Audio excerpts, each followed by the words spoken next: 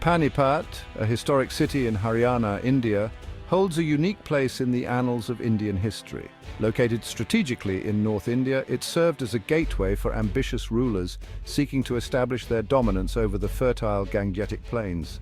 This strategic location transformed Panipat into a battleground where empires clashed and destinies were decided. Over the centuries, Panipat witnessed a series of pivotal battles, each leaving an indelible mark on the course of Indian history. The city's strategic location, at the crossroads of major trade routes connecting North and South Asia, amplified its importance. Control over Panipat meant control over vital trade arteries and access to the wealth of the Indian subcontinent. This strategic significance, coupled with its flat, open terrain, made Panipat an ideal battleground for large armies to engage in decisive confrontations.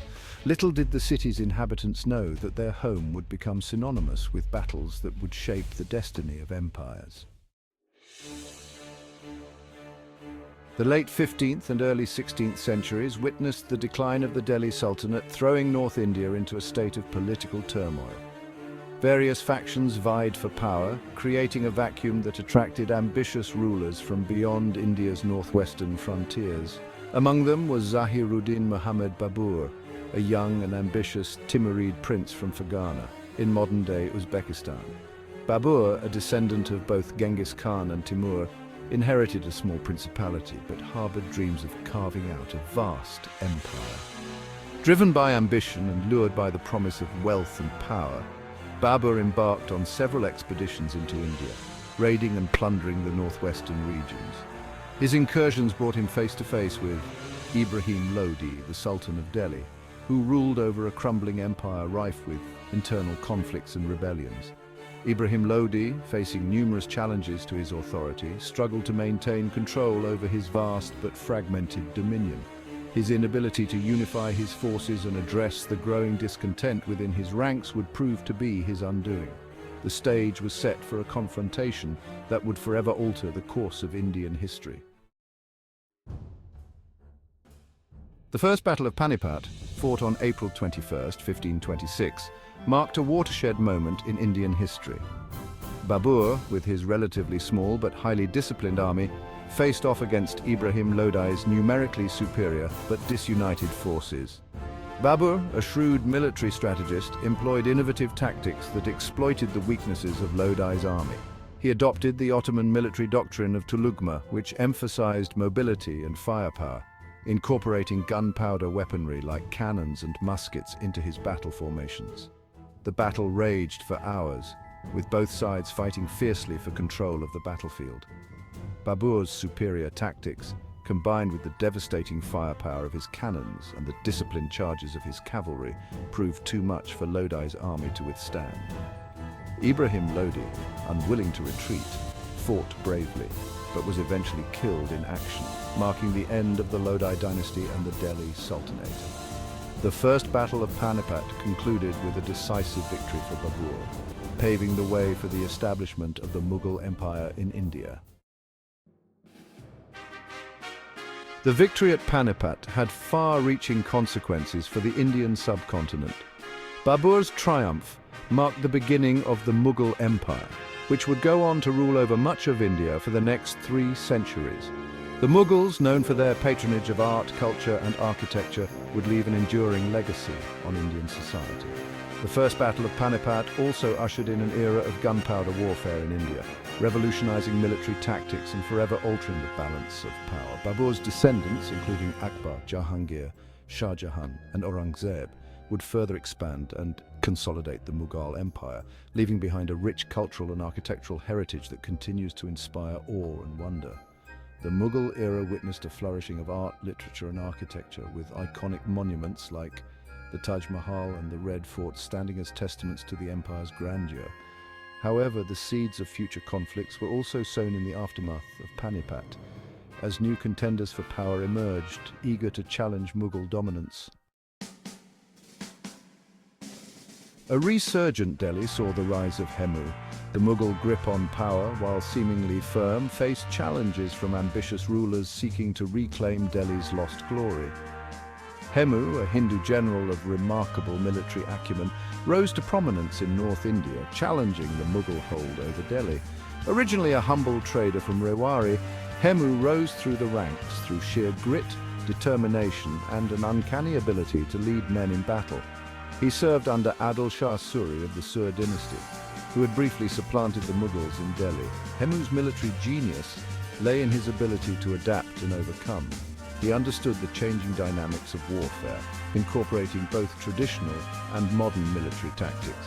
His army, a formidable force comprising Rajput cavalry, Afghan horsemen, and a contingent of war elephants, reflected the diverse military traditions of North India. Hemu's string of victories against Afghan rebels and his strategic acumen earned him the trust of Adil Shah Suri, who appointed him as his prime minister and entrusted him with the defense of Delhi. The Mughal Emperor Humayun, Babur's son, had been forced into exile by Sher Shah Suri, the founder of the Sur dynasty. However, Humayun, determined to reclaim his ancestral throne, bided his time gathering support and rebuilding his forces. In 1555, he launched a successful campaign, recapturing Delhi from the Suri dynasty. However, Humayun's triumph was short-lived. He died in 1556, leaving his young son, Akbar, as the heir to a vast but unstable empire. Akbar, barely a teenager at the time of his father's death, faced an immediate challenge to his rule from Hemu, who sought to capitalize on the power vacuum created by Humayun's demise. Hemu, leading a formidable army, marched towards Delhi, intent on reclaiming the city and establishing Hindu rule.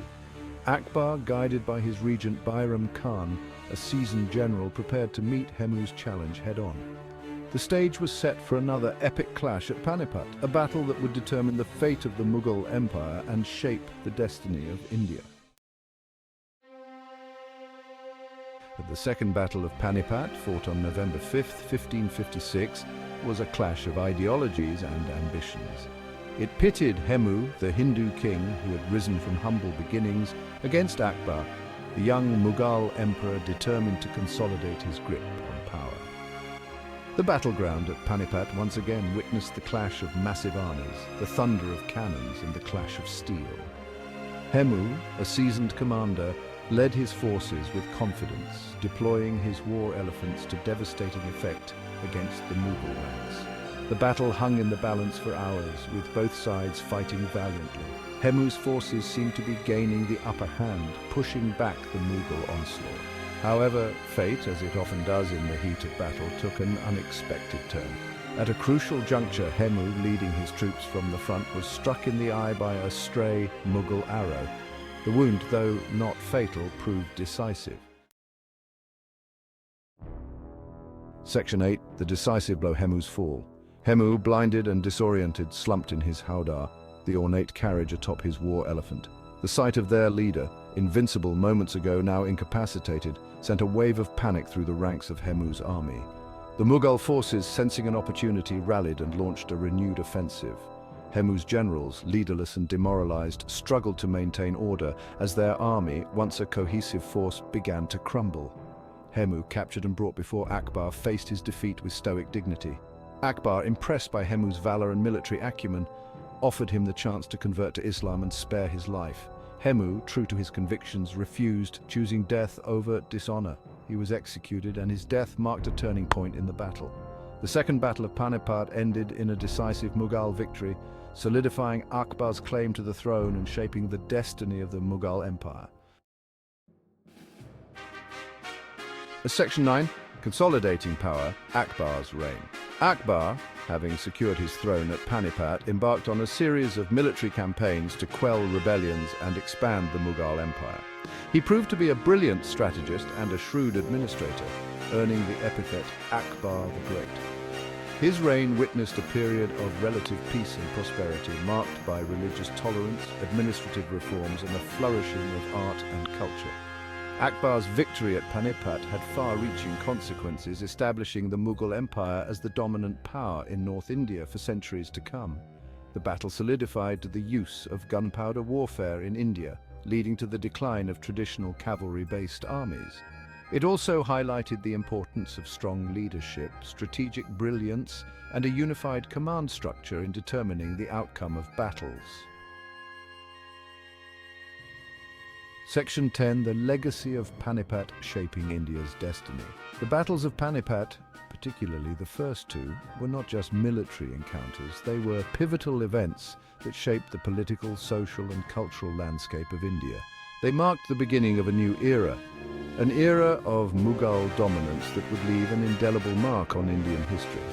The Mughals, with their sophisticated administration, vibrant culture and patronage of the arts, would influence every aspect of Indian life.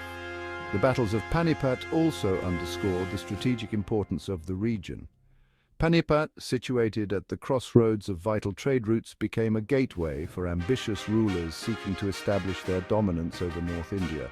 The battles fought on its plains served as stark reminders of the fickle nature of power and the importance of strategic acumen in shaping the destiny of empires. Section 11. Echoes of the past. Panipat's enduring significance. Today, centuries after the roar of cannons faded and the dust settled on the battlefields, Panipat stands as a testament to its tumultuous past. The city, once a silent witness to the rise and fall of empires, now commemorates its historical significance through memorials, museums, and the stories passed down through generations. The battles of Panipat continue to fascinate historians and military strategists, offering valuable lessons in leadership, strategy, and the impact of technological advancements on warfare. The echoes of the past resonate through the ages, reminding us of the sacrifices made, the ambitions realized, and the legacies forged on the battlefields of Panipat. The city, once a battleground, now stands as a symbol of resilience, a place where history comes alive, urging us to learn from the past and strive for a future free from the scourge of war.